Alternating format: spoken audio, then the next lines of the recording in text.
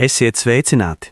Mēs turpinām Džordža Orvela stāstu Dzīvnieku ferma, un šodien ķeramies klāt 7. nodaļai. Iepriekšējā daļā mēs redzējām, kā vētra sagrāva dzīvnieku smago darbu, vēdzirnavas, taču nelaime nenāk viena. Šodienas stāstījumā mēs redzēsim, ka fermā ir pienācis pats grūtākais laiks kopš saimnieka padzīšanas. Šajā nodaļā mēs uzzināsim, kā dzīvnieki cīnās ar lielo salu un badu, un kā Napoleons mēģina noslēpt patieso situāciju no pārējās pasaules. Bet pats smagākais būs tas, ka bailes sāk pārņemt katru fermas stūri. Mēs pieredzēsim brīdi, kad uzticība un kopīgie mērķi saskaras ar nežēlību, un kā pirmie upuri krīt pašu vidū. Pirms mēs sākam, paldies visiem, kas seko līdzi šim stāstam un raksta komentārus. Tas tiešām palīdz man turpināt šo darbu. Bet tagad atlieciet malā visus darbus, iekārtojieties ērti un klausieties. Atgriežamies dzīvnieku fermā, kurā ziema ir atnesusi ne tikai augstumu, bet arī skaudru realitāti. Ziema bija barga, vētrām sekoja slapdraņķis un sniegputenis, un beidzot negans sals, kas nerimās līdz pat februāra vidum. Cik vien centīgi spēdami, dzīvnieki turpināja atjaunot vēdzirnavas, jo skaidri zināja, ka viņus vēro ārpasaule, un ka nenovīdīgie cilvēki līksmos uzvaras priekā, ja dzirnavas nebūs gatavas laikā. Aiz tīrās ļaunprātības cilvēki izlikās neticami, ka vēdzirnavas nopostījis sniedziņš. Tie mēļoja, tās esot sabrukušas tāpēc, ka sienas birs par plānām. Dzīvnieki zināja, ka tā nav. Tomēr tika nolemts, ka šoreiz sienas jāmūrē 3 pēdu, nevis 18 colu biezumā kā iepriekš, bet tas nozīmēja, ka jāsavāc daudz vairāk akmeņu. Laustuvas ilgu laiku bija aizputinātas, un pasākt nevarēja neko. Darbs sāka pamazām kustēt uz priekšu sausajā spelgonī, kas sekoja puteņiem, taču vedās ar tādām mokām, ka dzīvnieki vairs nejutās tik cerību pilni kā agrāk. Viņi mūždien bija pārsaluši un parasti arī izsalkuši. Vienīgai bokseris un dābolīte nezaudēja dūšu. Kviecējs turēja lieliskas runas par to, kāds prieks un gods ir darbs, taču pārējie dzīvnieki vairāk iedvesmas smēlās boksera spēkā un nemainīgajā sauklī es strādāšu vēl centīgāk. Janvārī sāka aptrūkt barības. Pamatība samazināja labības devu un tika paziņots, ka tās vietā papildus izsniegšot kartupeļus. Tad atklājās, ka lielākā tiesa kartupeļu ražas sasalusi stirpās, kas nebija nosektas pietiekami biezi. Kartupeļi bija mīksti un bālgani, tikai daži vairs ēdami. Daudzas dienas no vietas dzīvniekiem atlika ēst vienīgi salmus un runkuļus. Šķita, ka bada nāve vairs nav aiz kalniem. Bija bezgala svarīgi noslēpt šo faktu no ārpasaules. Vēdzirnavu sabrukšanas iedrošināti, cilvēki izdomāja jaunus melus par dzīvnieku fermu. Atkal paklīda baumas, ka dzīvnieki mirstot no bada un slimībām, nemitīgi plēšoties savā starpā un piekopjot kanibālismu un mazuļu slepkavības. Napoleons itin nabi aptvēra, kādas sekas varētu rasties, ja nāktu gaismā patiesība par barības problēmu, un nosprieda, ka ar mistera Vimpera starpniecību jāizplata pretējs iespējas. Līdz šim dzīvnieki tikpat kā nenonāca saskarē ar misteru Vimperu, kad viņš ieradās savās iknedēļas vizītēs, taču tagad dažiem īpaši izvēlētiem dzīvniekiem, lielākoties aitām, tika dots rīkojums. Viņam dzirdot, izteikt nejaušas piezīmes par to, ka barības devas pieaugušas. Turklāt Napoleons pavēlēja, lai tukšie īdiets apcirkņi tiktu gandrīz līdz malām piepildīti ar smiltīm, kuras noklāja ar atlikušajiem graudiem un miltiem. Aizbildinoties ar kādu piemērotu ieganstu, Vimperu izvadāja pa klēti, ļaujot uzmest aci apcirkņiem. Viltība izdevās, un viņš turpināja ziņot ārpasaulei, ka dzīvnieku fermā barības netrūkstot. tomēr uz janvāra beigām kļuva skaidrs, ka vajadzēs kaut kur sagādāt vairāk graudu. Šajā laikā Napoleons reti iznāca pagalmā, bet nemitīgi uzturējās saimniekmājā, kur visas durvis apsargāja zvērīgi suņi. Kad viņš tomēr parādījās, tad ļoti ceremoniāli 6 suņu pavadībā, kuri cieši ielenca viņu un rūca, tiklīdz kāds pagadījās pa tuvu. Bieži vien Napoleons nenāca ārā pat svētdienas rītos, un viņa rīkojumus paziņoja kāda no citām cūkām, parasti kviecējs. Kādu svētdienas rītu kviecējs pavēstīja, ka vistām, kas nule bija atsākušas dēt, būšot jāatdod olas. Napoleons ar Vimpera starpniecību esot noslēdzis līgumu par 400 olām nedēļā. Par iegūto naudu varēšot nopirkt pietiekami daudz graudu un miltu, lai fermu izcicinātu līdz vasarai, kad apstākļi kļūšot vieglāki. To padzirdējušas, vistas sacēla negantu brēku. Viņas jau agrāk bija brīdinātas, ka šāds upuris varētu būt nepieciešams, taču nebija ticējušas, ka tas patiesi notiks.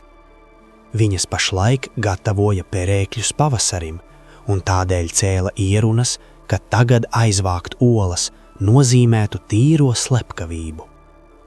Pirmo reizi kopš Džonsa padzīšanas izcēlās kaut kas līdzīgs dumpim. 3 jauniņu melnu mainorkas vistiņu vadībā perētājas apņēmīgi centās spītēt Napoleona vēlmēm. Paņēmiens bija tāds: uzlidot uz jumta spārēm un dēt tur, tā ka olas krita uz grīdas un sašķīda. Napoleons rīkojās aši un nežēlīgi. Viņš pavēlēja, lai vistām vairs neizsniedz pārtiku, un izdeva dekrētu, ka ik viens dzīvnieks, kurš iedos kādai vistai kaut graudiņu labības, tiks sodīts ar nāvi. Suņi uzmanīja, lai šīs pavēles tiktu pildītas. Vistas izturēja 5 dienas, pēc tam padevās un atgriezās savos perēkļos. 9 vistas pa to laiku bija nobeigušās. Tās apbedīja augļu dārzā, un tika paziņots, ka viņas nobeigušās no kokcidiozes. Vimpers par notikušo neuzzināja neko. Olas tika piegādātas noteiktajā laikā, kad reizi nedēļā pie fermas piebrauca tirgotāja Oere, lai tās aizvestu. Visu šo laiku no Sniedziņa nebija nemiņas. Klīda baumas, ka viņš slēpķoties kādā no kaimiņu fermām, vai nu Foksvudā vai Pinčfīldā. Šobrīd Napoleonam ar pārējiem fermeriem jau bija mazliet labākas attiecības nekā agrāk. Izrādījās, ka pagalmā ir būvkoku grēda, sakrauta pirms 10 gadiem, kad tika izcirsta dižskābaržas audze. Būvkoki bija labi izžuvuši, un Vimpers ieteica Napoleonam tos pārdot. Gan misters Pilkingtons, gan misters Frederiks gaužām kāroja tos nopirkt. Napoleons svārstījās starp abiem, nespēdams izšķirties. Tika pamanīts, ka ikreiz, kad viņš pat laban grasās slēgt vienošanos ar Frederiku, izplatās atzinums, ka Sniedziņš slēpjoties Foksvudā. Toties, kad Napoleons liecas par labu Pilkingtonam, iziet runas, ka Sniedziņš esot Pinčfildā. Agri pavasarī negaidot atklājās briesmu lietas. Naktīs Sniedziņš jo bieži paslapšus ierodoties fermā. Dzīvnieki tā satraucās, ka gandrīz vairs nespēja gulēt savos aizgaldos. Runāja, ka viņš ik nakti tumsas aizsagā atlienot šurp un pastrādājot visvisādas ļaundarības. Viņš zogot labību, izgāžot piena toverus, sasitot olas, izmīdot lecektis, apgraužot augļu kokiem mizu. Drīz kļuva par paradumu visu, kas nogājis greizi, piedēvēt Sniedziņam.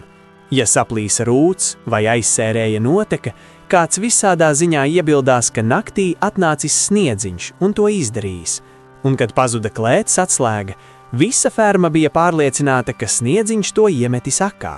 Savādā kārtā dzīvnieki joprojām tam ticēja, pat tad, kad nozaudētā atslēga atradās zem miltu maisa. Govis vienprātīgi paziņoja, ka sniedziņš iezogoties aizgaldos un kamēr viņas aizmigušas, slaucot pienu. Runāja, ka arī žurkas, kuras tozien bija uzvedušās īpaši neganti, darbojoties saziņā ar sniedziņu. Napoleons izdeva dekrētu, ka sniedziņa darbība pamatīgi jāizpēta. Savu suņu pavadībā viņš ķērās pie darba un rūpīgi pārbaudīja visas fermas ēkas, pārējiem dzīvniekiem sekojot nopakaļ godbijīgā attālumā. Ik pēc pāris soļiem Napoleons apstājās un paošņāja zemi, lai atklātu sniedziņa pēdas, kuras, kā pats teica, spējot uziet pēc smakas. Viņš izostīja katru kaktu šķūni, gauvju kūtī, vistu būros, sakņu dārzā un gandrīz visur atrada sniedziņa pēdas. Viņš grūda šņukuru pie zemes, vairāk kārt krietni paošņāja un šaušalīgā balsī izkliedza. Sniedziņš! Viņš ir bijis te! Es skaidri varu viņu saost! Padzirdot vārdu sniedziņš, suņi atņirdza ilkņus un sāka rūkt tā, ka asinis stinga dzīslās. Dzīvnieki bija pagalam pārbijušies. Viņiem šķita, ka sniedziņš ir kaut kas līdzīgs neredzamai jaunuma strāvai, kas piepilda gaisu virs viņu galvām un draud ar visām iespējamām briesmām. Vakarā kviecējs sasauca visus kopā un satraukti sacīja, ka viņam paziņojami nopietni jaunumi. Biedri, kviecējs sauca, nervozi paliekdamies. Ir atklājies kaut kas gaužām šausmīgs. Sniedziņš ir pārdevies Pinčvildas fermas Frederikam, kurš pat tagad vēl perina plānus, kā mums uzbrukt un atņemt mūsu fermu. Sākoties uzbrukumam, Sniedziņš darbosies kā viņa padomdevējs. Bet ir vēl kas ļaunāks. Mēs domājām, ka Sniedziņš sadumpojies savas uzpūtības un godkāres dēļ. Taču mēs alojāmies, biedri. Vai jūs zinat, kas bijis īstais iemesls? Sniedziņš no sākta gala rīkojies savienībā ar Džonsu. Viņš visu laiku bijis Džonsa slepenais aģents. To pierāda viņa atstātie dokumenti, kurus mēs esam uzgājuši tikai tagad. Manuprāt, biedri, tas izskaidro ļoti daudz. Vai tad mēs paši neredzējām, kā viņš centās par laimi bez panākumiem, lai mēs tiktu sakauti un iznīcināti Laidara kaujā? Dzīvnieki apstulba. Tā nu bija daudz lielāka nelietība par to, ka Sniedziņš nopostījis Veidzirnavas. Taču tā viņiem likās vienīgi īsu brīdi, līdz viņi pilnībā aptvera teikto. Dzīvnieki atcerējās, vai vismaz domāja, ka atceras, kā bija redzējuši Sniedziņu Laidara kaujā drāžamies uzbrukumā visiem pa priekšu, kā viņš apvienoja un uzmundrināja viņus ik uz soļa un ne uz mirkli neapstājās pat tad, kad Džonsa bises skrotis ievainoja viņam muguru. Sākumā bija pagrūti saprast, kā tas sader kopā ar apstākli, ka Sniedziņš bijis Džonsa pusē. Pat bokseris, kurš reti uzdeva jautājumus, netika gudrs. Viņš apgūlās, pavilcis priekškājas sev apakšā, aizvēra acis un pēc milzu piepūles beidzot spēja ietērpt savas domas vārdos. Tām es neticu, viņš sacīja. Laidara kaujā Sniedziņš cīnījās drosmīgi, es pats viņu redzēju. Vai tad tūlīt pēc tam mēs netiešķīrām viņam pirmās pakāpes dzīvnieku varoni? Tā bija mūsu kļūda, biedri. Jo tagad mēs zinām, tas viss rakstīts slepenajos dokumentos, kurus mēs atradām, ka patiesībā viņš centās ievilināt mūs bojājajā. Bet viņš taču bija ievainots, Bokseris iebilda.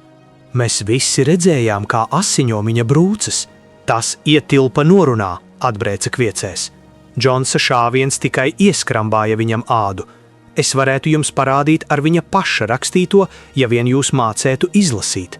Sazvērestībā bija nolemts, ka kritiskajā brīdī Sniedziņš dos zīmi bēgt, lai atstātu kaujas lauku ienaidniekam. Un tas gandrīz izdevās. Es pat teiktu, biedri, ka būtu izdevies, ja nebijis mūsu varonīgā vadoņa, biedra Napoleona. Vai tad jūs neatceraties, ka tieši tai brīdī, kad Džons un viņa vīri jau bija pagalmā, Sniedziņš pēkšņi apsviedās un laidās bēgt, un daudzi dzīvnieki sekoja viņam? Un vai jūs neatceraties arī to, ka tieši tai brīdī, kad izplatījās panika un viss likās zaudēts, biedris Napoleons metās uz priekšu ar saucienu nāvi cilvēcei un ielaida zobus Džonsam kājā? To taču jūs atceraties, biedri, Kviecējs sauca, lēkādams šurpu turpu. Kad nu Kviecējs šo ainu aprakstīja tik uzskatāmi, dzīvniekiem šķita, ka viņi atceras gan. Viņi vismaz atcerējās, ka cīņas kritiskajā brīdī Sniedziņš bija apgriezies un bēdzis. Tomēr Bokseris vēl aizvien mazliet uztraucās. Es neticu, ka Sniedziņš jau sākumā bijis nodevējs. Viņš pēdīgi ierunājās. Tas, ko viņš darīs pēc tam, ir kas cits. Taču es ticu, ka Laidara kaujā viņš bija krietns biedrs. Mūsu vadonis, biedrs Napoleons, Kviecējs ļoti lēnām un stingri noteica, ir kategoriski biedri, paziņojis, ka Sniedziņš ir bijis Džonsa aģents jau no paša sākuma. Jā, un vēl ilgi pirms tam, kad kāds vispār bija iedomājies par sacelšanos. Nu tas ir kas cits, Bokseris sacīja. Ja tā saka biedris Napoleons, tad tai jābūt taisnībai. Lūk, tas ir pareizais noskaņojums, biedri, iesaucās Kviecējs. Taču bija manāms, ka ar mazajām mirkšķīgajām ačelēm viņš uzmeta Bokserim gaužām draudīgu skatienu. Viņš pagriezās promiešanai, tad apstājās un iespaidīgi piebilda. Es brīdinu ikvienu šīs fermas dzīvnieku, turiet acis vaļā, jo mums ir pamats domāt, ka šobrīd mūsu vidū slapstās viens otrs no Sniedziņa slepenajiem aģentiem. 4 dienas vēlāk, pievakarē, Napoleons pavēlēja, lai dzīvnieki sapulcējas pagalmā. Kad visi bija sanākuši, saimniekmājas durvīs parādījās Napoleons pats, izgreznojoties ar abām savām godazīmēm, jo nesen viņš sev bija piešķīris 1. pakāpes dzīvnieku varoni un 2. pakāpes dzīvnieku varoni, bet ap viņu lēkāja 9 milzīgi suņi, rūgdami tā, ka visiem dzīvniekiem šermuļi skrēja pār kauliem. Tie klusēdami notupās savās vietās, it kā jau iepriekš nojaustu, ka tūlīt notiks kaut kas briesmīgs. Napoleons stāvēja, bargi vērodams savus klausītājus. Tad viņš izgrūda spalgu kviecienu. Suņi acu mirklī drāzās uz priekšu, sagrāba aiz ausīm 4 cūkas, kuras iekvilkstējās sāpēs un bailēs, un aizvilka tās pie Napoleona kājām. Cūku ausis asiņoja, suņi bija sagaršojuši asinis, un brīdi šķita, ka tie kļuvuši gluži traki. Par izbrīnu visiem, 3 suņi metās virsū Bokserim. Redzēdams tos tuvojamies, Bokseris izstiepa milzīgo priekškāju, uztvēra vienu suni lēcienā un piespieda pie zemes. Tas iekaucās pēc žēlastības, bet 2 pārējie aizbēga, iespieduši astes kājstarpē. Bokseris paskatījās uz Napoleonu, lai uzzinātu, vai suni nogalināt, vai arī laist vaļā. Napoleons pārvērtās izskatā un asi pavēlēja Bokserim laist suni vaļā. Boksers pacēla pakavu, un suns, sadaudzīts un kaucošs, manījās prom. Kņada drīz aprima, 4 cūkas trīcēdamas gaidīja, izskatīdamās bezgala vainīgas. Napoleons uzaicināja viņas atzīties noziegumos. Šīs bija tās pašas 4 cūkas, kas iebilda, kad Napoleons atcēla svētdienu sapulces. Bez kādas skubināšanas viņas atzinās, ka esot uzturējušas slepenus sakarus ar Sniedziņu jau kopš tā padzīšanas, līdzdarbojušas Veidzirnavu nopostīšanā un vienojušās ar Sniedziņu nodot dzīvnieku fermu mistera Frederika rokās. Vēl viņas piemetināja, Sniedziņš esot konfidenciāli atzinis, ka visus aizritējušos gadus bijis Džonsa slepenais aģents. Kad atzīšanās bija galā, suņi tūliņ pat pārkoda visām 4 cūkām rīkles, un Napoleons briesmīgā balsī noprasīja, vai jāatzīstas neesot vēl kādam dzīvniekam. Tagad priekšā iznāca 3 vistas, bijušās barvedes dumpja mēģinājumā, kas izcēlās olu dēļ, un liecināja, ka Sniedziņš tām parādījies sapnī un kūdījis neklausīt Napoleona pavēlēm. Arī vistas tika nobeigtas. Tad priekšā iznāca kāda zos un atzinās, ka pēdējās ražas novākšanas laikā paslēpusi 6 labības vārpas un naktī tās apēdusi. Pēc tam kāda aita atzinās, ka iečurājusi dzirdinātavas dīķī. Uz to viņu pēc pašas vārdiem pamudinājis Sniedziņš. Un 2 citas aitas atzinās, ka noslepkojušas vecu aunu, sevišķi uzticīgu Napoleona sekotāju, trenkādamas to ap ugunskuru, kad tas mocījies ar kāsu. Visi šie dzīvnieki tika nobeigti uz vietas. Un tā atzīšanos un eksekūcija izrāde turpinājās, līdz pie Napoleona kājām gulēja līču kaudze un gaiss bija biezs no asiņu smakas. Tas nebija pieredzēts kopš Džonsa padzīšanas. Kad viss bija galā, atlikušie dzīvnieki, izņemot cūkas un suņus, visi kā viens lavījās prom. Viņi bija satriekti un nelaimīgi.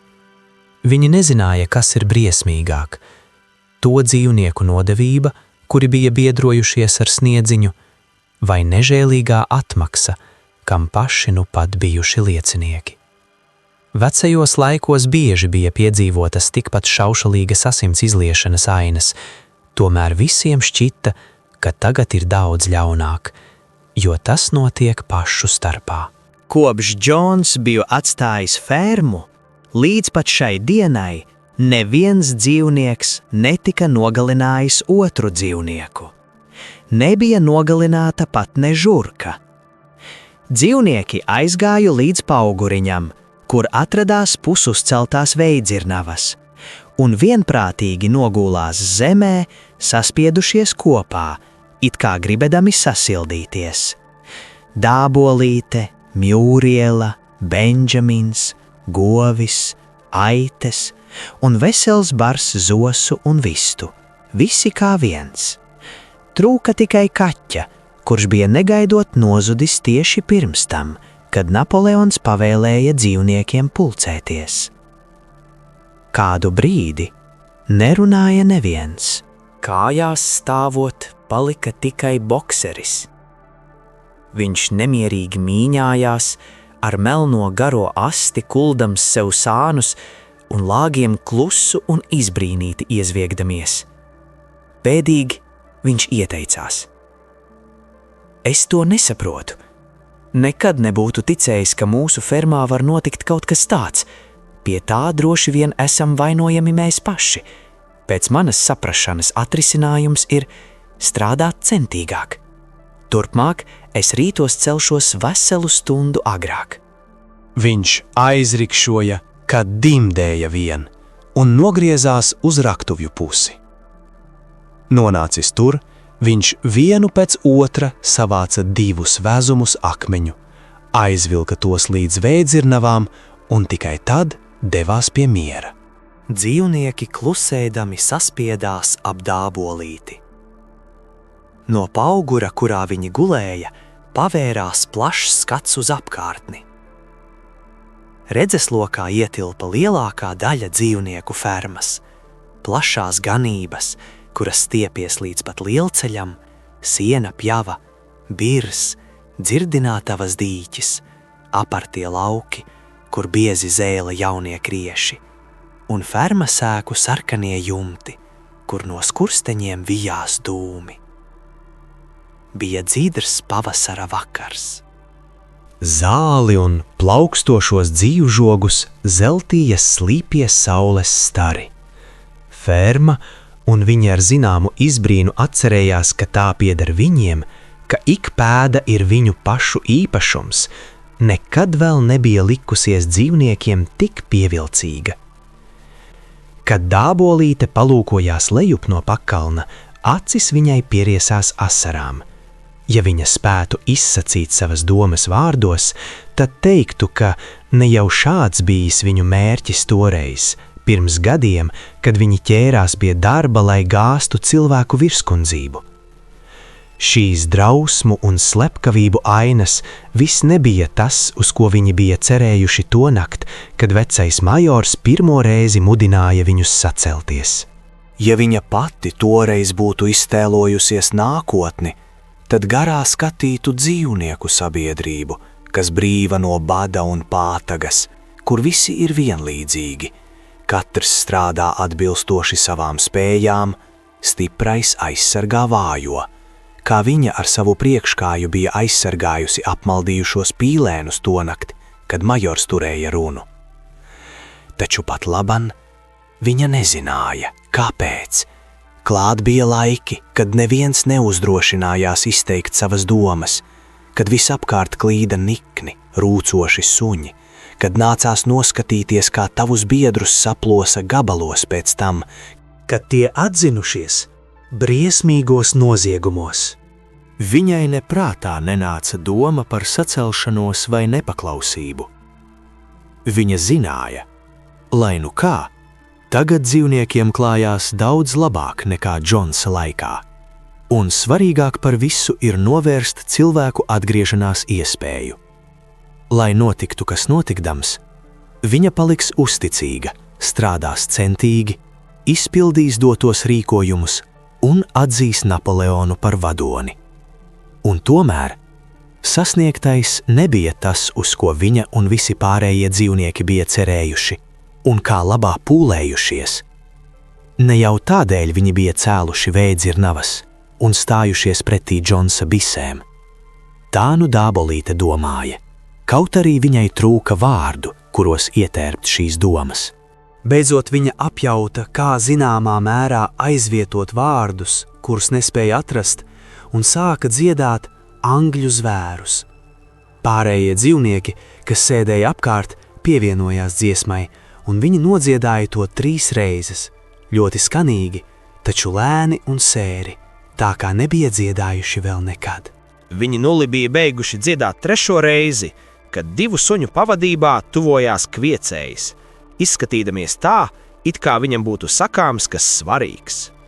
Viņš paziņoja, ka ar īpašu biedra Napoleona dekrētu angļu zvēri esot atcelti, turpmāk šo dziesmu esot aizliegts dziedāt. Dzīvnieki apjuka. Kāpēc? Iesaucās Mjuriela. Tā vairs nav vajadzīga, biedrene, sausi paskaidroja kviecējs. Angļu zvēri bija sacelšanās dziesma, bet sacelšanās tagad ir pabeigta. Nodevēju sodīšana ar nāvi šopasdien bija noslēguma akts. Gan ārējais, gan iekšējais ienaidnieks ir sakauts. Ar angļu zvēriem mēs paudām ilgas pēc labākas sabiedrības nākotnē. Un šī sabiedrība nu ir uzcelta. Gluži skaidrs, ka šai dziesmai vairs nav nekādas jēgas.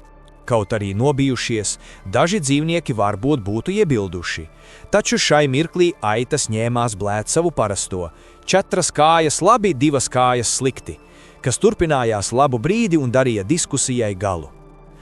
Tā nu angļu zvērus vairs nedzirdēja. To vietā Minimus, dzejnieks, bija sacerējis citu dziesmu, kas sākās šādi. Dzīvnieku ferma, neļaušu, lai tevi piemeklē posts. Un to dziedāja katru svētdienas rītu pēc karoga pacelšanas. Taču dzīvniekiem nezin kāpēc šķita, ka ne vārdi, ne melodija nespēja sacensties ar angļu zvēriem. Tā noslēdzas dzīvnieku fermas 7. nodaļa. Šis bija brīdis, kad pasaule, par ko dzīvnieki sapņoja sākumā, ir neatgriezeniski mainījusies. Mēs redzējām skarbus sodus un asinis, kas pirmoreizi tika izlietas pašu starpā. Pat dziesma Anglijas zvēri ir aizliegta, jo sapnis, par ko tajā tika dziedāts, Napoleonam vairs nav vajadzīgs. Kas notiks tālāk, kad vara ir nostiprināta ar bailēm? Kā mainīsies dzīvnieku ticība baušļiem, ja tos katru dienu pārraksta no jauna? Pēc kāda laika mēs atgriezīsimies ar stāsta turpinājumu, 8. nodaļu. Tajā redzēsim, kā veidzirnavas tiek pabeigtas, kā Napoleons sāk slēgt darījumus ar kaimiņiem un kādu jaunu, vēl bīstamāku ienaidnieku viņi sastaps pie pašiem fermas vārtiem. Paldies, ka šo nodaļu noklausījāties kopā ar mani. Uz tikšanos pavisam drīz!